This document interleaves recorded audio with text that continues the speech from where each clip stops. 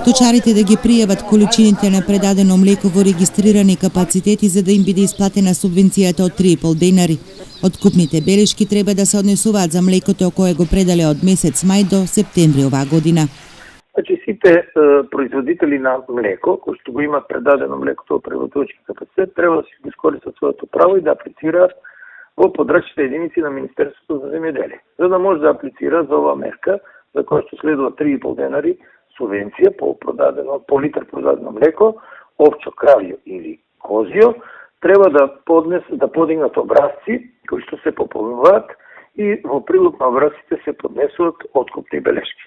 Образците може да ги најдат во Агенцијата за поттикнување на развој на земјоделството или во подрачните единици на Министерството.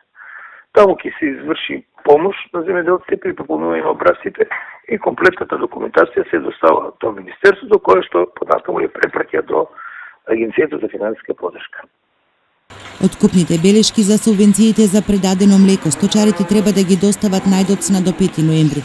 Со ова завршува и рокот за поднесување на барањата за директни плаќања за произведено и предадено овчо, козјо и кравјо млеко во втората фаза. За предадените количини млеко во последново тромесечје од годината се аплицира до година.